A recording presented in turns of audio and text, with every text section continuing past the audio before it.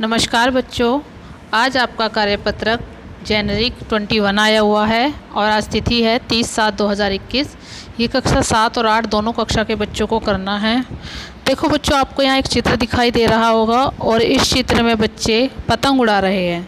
तो आज की जो हमारी वर्कशीट आई हुई है वो पतंग से संबंधित है और देखते हैं कि पतंग के बारे में क्या क्या बताया हुआ और उन्होंने किन प्रश्नों के बारे में हमसे पूछा है। तो वर्कशीट शुरू करते हैं बच्चों।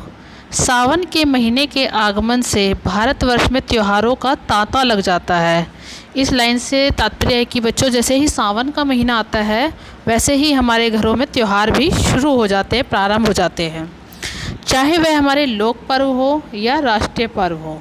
क्योंकि 15 अगस्त जो हमारा राष्ट्रीय पर्व है, उसके बाद हमारा रक्षाबंधन आती है, सावन का महीना है उसमें रक्षाबंधन आ रही है, फिर धीरे धीरे अन्य त्यौहार भी आते हैं जो हमारे लोक पर्व होते हैं। साहिल तीज के अवसर पर बहुत उत्साहित होता है क्योंकि दोस्तों के साथ पतंग उड़ाना उसे बहुत पसंद है। अब तीज का अवसर है, तीज का त्यौहार है जो सावन के महीने में ही आता है और उस त्यौहार पर एक बच्चा है साहिल, जिसको बहुत खुशी हो रही है उस तीज के त्यौहार को आने पर। क्योंकि खुशी किस बात की है? क्योंकि वह उस त्यौहार पर अपने दोस्तों के साथ पतंग उड़ाएगा।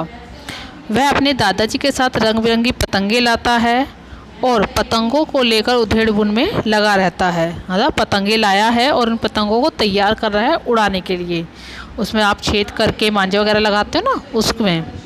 आओ हम दिए गए चित्र में रंग भरें और पतंग उड़ाने के संदर्भ में जानकारी भी साझा करें। तो बच्चों, आपको अपनी कॉपी में ये चित्र बनाना है और उसमें रंग भी भरने हैं, ठीक है।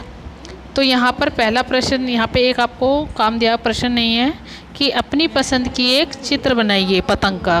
तो बच्चों, आपको जैसी भी पतंग पसंद है वैसा एक चित्र बनाइए। मैं भी आपके लिए यहाँ बना देती हूँ एक चित्र और आप अपने पास से भी कोई भी चित्र बना सकते हैं, ठीक है। उसके बाद प्रश्न देखते हैं बच्चों। यहाँ प्रश्न क्या दिए हुए हैं कि प्रश्न नंबर 1 है, दिल्ली में पतंग किस अवसर पर उड़ाई जाती है? ठीक है, दिल्ली की बात कर रहे हैं। दिल्ली में बच्चों कब उड़ाते हैं पतंग? आपको पता हो तो अभी आ रहा है हमारा 15 अगस्त। तो दिल्ली में कब उड़ाई जा रही है? 15 अगस्त के अवसर पर दिल्ली में पतंग उड़ाई जाती है, ठीक है। फिर प्रश्न नंबर 2 है बच्चों कि भारत में निम्नलिखित राज्यों में किस अवसर पर पतंग उड़ाई जाती है, उनका नाम लिखिए। देखो बच्चों, यहाँ पर आपको 4 राज्य दिए गए, राजस्थान, गुजरात, केरल और हरियाणा। तो यहाँ पर किस अवसर पर पतंग उड़ाई जाती है? तो यहाँ देखते हैं, राजस्थान में बच्चों मकर संक्रांति पर उड़ाई जाती है, केरल में पोंगल पे बनाई जाती है, गुजरात में भी मकर संक्रांति पर उड़ाई जाती है और हरियाणा में बसंत पंचमी पर पतंग उड़ाई जाती है, ठीक है। उसके बाद बच्चों हम अगले उसमें देखते हैं प्रश्न में क्या दिया गया है कि प्रश्न नंबर 3 है कि पतंग नंबर 1 में कितने वर्ग है। अब 1 नंबर यहाँ दिखाई दे रहा है आपको, इसकी कलरफुल पतंग है ना। तो इसमें कितने वर्ग है? तो देखते हैं वर्ग बच्चों हमारे कैसे होते हैं। वर्ग हमारे इस प्रकार से होते हैं जो चारों तरफ से बराबर हो। आपको दिखाई दे रहा है ये वर्ग है एक, है ना। उसके अंदर छोटे छोटे वर्ग बन रहे ना, ऐसे ऐसे बॉक्स में बने हुए ना, ऐसे ऐसे करके छोटे छोटे। एक उसमें कितने हैं? 1 2 3 4 5 5 है एक में, है ना। और कितनी लाइनें हैं? 1 2 3 4 5, इधर भी 5 है। तो 5 पंजे कितना होता है बच्चों? 25 वर्ग हो गए एक पतंग में। लेकिन जिसके अंदर ये वर्ग बने हुए हैं वह भी तो एक वर्ग है ना बाहर से। तो 25 जमा 1 कितने हो गए बच्चों? 26। तो प्रश्न नंबर 3 का उत्तर क्या है कि चित्र नंबर 1 में, पतंग नंबर 1 में 26 वर्ग हैं। अब आपको समझ में आ गया होगा 26 किस प्रकार से है ना। फिर पतंग नंबर 2 में इन्होंने त्रिभुज पूछे हैं। अब चित्र नंबर 2 कहाँ है बच्चों? ये रहा हमारा। अब इसमें कितने त्रिभुज है? पहले तो आप ये देखिए त्रिभुज बनता कैसे है। तो इसकी 3 भुजाएं होती है, वह त्रिभुज होता है ना।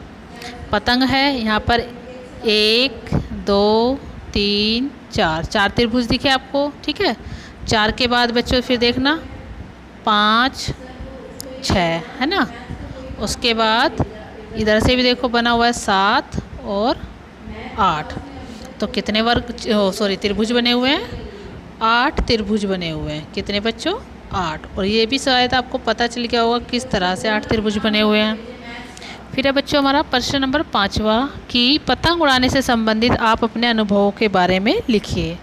तो इसके उत्तर में हम देखते हैं हमें क्या लिखना है कि हमारा अनुभव है कि पतंग उड़ाना मुझे बहुत अच्छा लगता है। हम हर साल 15 अगस्त पर अपने घर की छत पर गाने का आनंद लेते हुए पतंग उड़ाते हैं। हम पार्टी भी करते हैं। आसमान में बहुत दूर तक पतंग उड़ाना और दूसरों की पतंग काटने में मुझे बहुत मज़ा आता है। मैंने एक बार 7 पतंग काटी थी। अगर आपका कोई और अनुभव है तो आप उसे भी लिख सकते हैं। फिर उसके बाद बच्चों अगला प्रश्न देखते हैं हम कि हमें पतंग उड़ाते हुए क्या क्या सावधानी रखनी चाहिए। तो बच्चों पतंग उड़ाते हुए हमें छत पर से हम ना गिरे, सबसे पहले हमें इस बात का ध्यान रखना चाहिए। उंगलियों को मांझे की चोट से बचाना चाहिए। और जब हम पतंग उड़ाते हैं तो हमें यह भी देखना चाहिए कि कोई पक्षी हमारी पतंग से ना कट जाए और हमें धूप में पतंग नहीं उड़ानी चाहिए। ठीक है, तो ये कुछ सावधानियाँ थी और ये आपकी वर्कशीट और उसके प्रश्नों के उत्तर भी पूरे हुए। इधर देखिए आपको एक कविता भी दी हुई है। यहाँ लिखा हुआ है कि पतंग हमारी उड़ती जाती आसमान में दौड़ लगाती, कभी ढील दो कभी खींच लो, कट जाने पर हाथ ना आती। तो ये कविता लिखी हुई है इन्होंने। तो इसके नीचे दिया हुआ है कि आप भी एक कविता लिखें। तो आपको अपने आप से खुद से एक कविता लिखनी है जो इन्हीं प्रश्नों के उत्तरों के साथ आएगी और इस पतंग का चित्र भी बनाना है। और ये आपकी वर्कशीट पूरी हो गई है। सभी बच्चे काम को करके अपने 7th B वाले ग्रुप में भेजें जल्दी से जल्दी। ठीक है बच्चों, धन्यवाद बच्चों।